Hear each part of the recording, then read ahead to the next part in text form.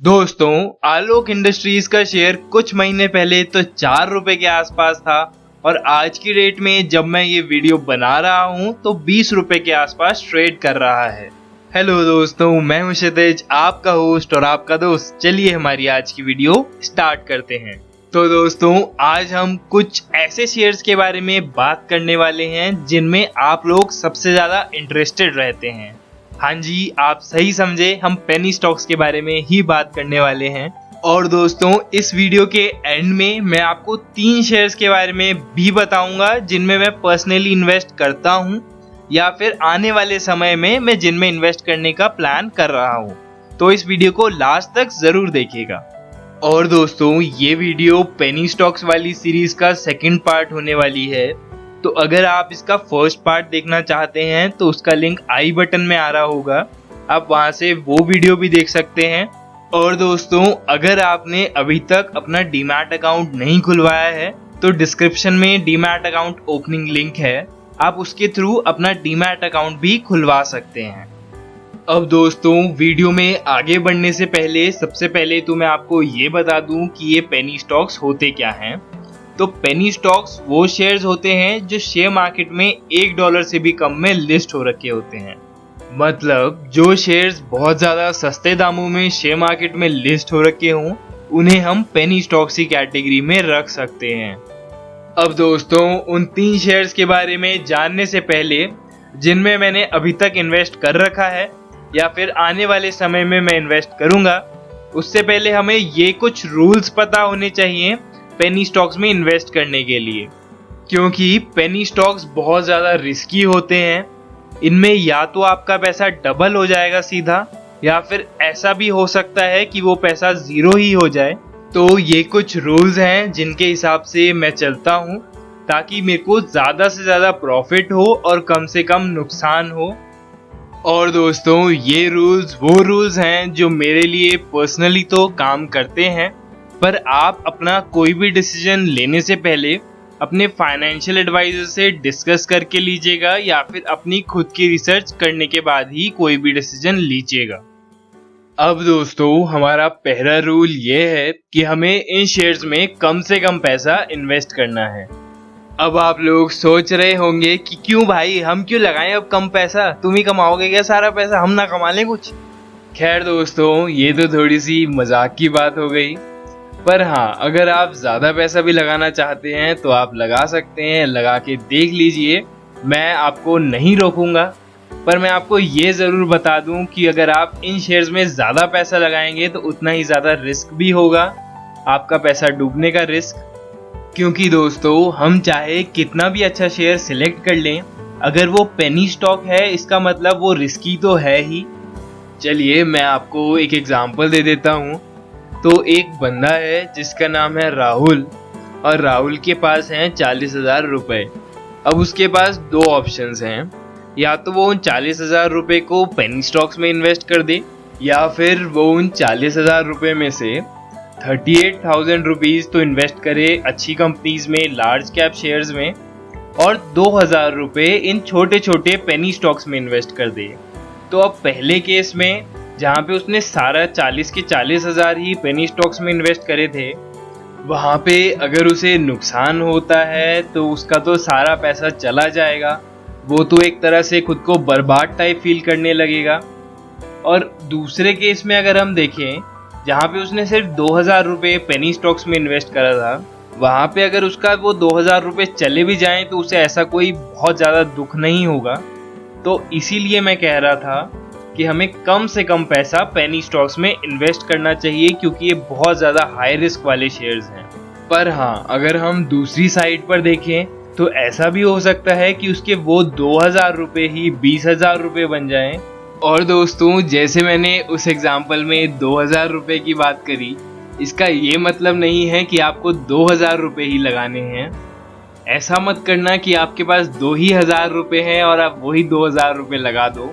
जितना भी पैसा हमारे लिए बहुत कम की कैटेगरी में आता हो, हमें उतना ही पैसा लगाना चाहिए, चाहे वो 100 रुपये हो, 200 रुपये हो या फिर 10,000 रुपये हो। सबके लिए ये अलग अलग हो सकता है। अब मैं आपको दूसरा रूल बता देता हूँ, और दूसरा रूल ये है कि जिन पेनी स्टॉक्स में हम इन्वेस्ट करेंगे वो अप ट्रेंड में होने चाहिए, मतलब उनका अगर हम ऑल टाइम का चार्ट खोलें तो वो बढ़ता हुआ होना चाहिए। अगर किसी कंपनी का चार्ट अप ट्रेंड में हो तो पॉसिबिलिटीज बढ़ जाती हैं कि आने वाले समय में भी वो कंपनी अच्छे रिटर्न्स ही देगी। पर अगर किसी कंपनी का चार्ट डाउन ट्रेंड में हो तो पॉसिबिलिटीज कम हो जाती हैं कि उसके आने वाले समय में भी अच्छे रिटर्न्स मिलेंगे।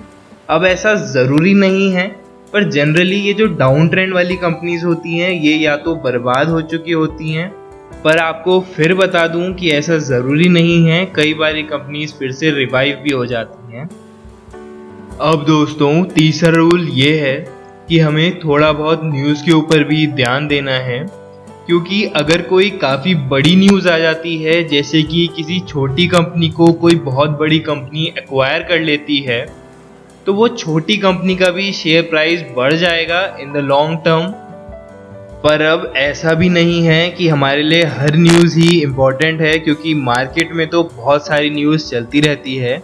हमें उसमें से डिफ्रेंशिएट करना है कि कौन सी न्यूज़ हमारे लिए काम की है और कौन सी नहीं। अब दोस्तों हम नेक्स्ट रूल के बारे में बात कर लेते हैं, और हमारा नेक्स्ट रूल ये है कि हमें कंपनी के रेवेन्यू और कंपनी के प्रॉफिट्स के ऊपर थोड़ी सी नज़र डालनी है कि वो लॉन्ग टर्म में ग्रो कर रहे हैं या फिर स्टैग्नेंट हैं या फिर डेप्रिशिएट कर रहे हैं। अगर वो ग्रो कर रहे हैं तो वो उस कंपनी के लिए काफ़ी अच्छी बात है। अगर एक कंपनी ज़्यादा प्रॉफिट कमा रही है तो इन द लॉन्ग रन उसका शेयर का प्राइस बढ़ने की प्रोबेबिलिटी भी बढ़ जाती है। चलिए दोस्तों, अब मैं आपको ज़्यादा सब्र कराए बिना उन 3 शेयर्स के बारे में बता देता हूँ जिनमें मैं इन्वेस्ट करने का सोच रहा हूँ और जिनमें इतना दम है कि वो आने वाले समय में अच्छे रिटर्न्स दे सकते हैं। और दोस्तों इन शेयर्स में मैं रूल नंबर 1 को ध्यान में रखते हुए ही इन्वेस्ट करने वाला हूँ। मतलब सब कुछ भगवान भरोसे छोड़कर अगर प्रॉफिट हुआ तो बहुत अच्छी बात है, और अगर नहीं हुआ तो हमने तो ज़्यादा पैसा इन्वेस्ट करा ही नहीं था। तो दोस्तों जो हमारा पहला शेयर होने वाला है उसका नाम है वोडाफोन आइडिया, और अब कंपनी ने इसे रीब्रांड कर दिया है, इसका नया नाम है वी। और दोस्तों रिसेंटली इस कंपनी ने एक केस भी जीता है जो कि गवर्नमेंट ऑफ इंडिया के अगेंस्ट था, और काफ़ी पुराना केस चलता आ रहा था, और गवर्नमेंट को उसमें काफ़ी ज़्यादा पैसे भी पे करने हैं वोडाफोन आइडिया को। अब मुझे एग्जैक्टली याद नहीं कि वो कितने पैसे हैं जो गवर्नमेंट को पे करने हैं, पर अगर आप में से किसी को याद है तो मुझे कमेंट सेक्शन में लिखकर बताइएगा। और ऑब्वियसली दोस्तों आप सबको पता ही है जियो के बाद बाकी सब टेलीकॉम ऑपरेटर्स की कितनी बुरी हालत हो चुकी है, तो ऑब्वियसली रिस्क तो है ही अगर हम इस कंपनी में इन्वेस्ट करते हैं तो। पर अगर ये कंपनी सरवाइव कर जाती है तो आने वाले समय में काफ़ी अच्छे रिटर्न्स भी दे सकती है। अब दोस्तों दूसरा शेयर है येस बैंक, और येस बैंक का शेयर अभी मेरे पास है भी।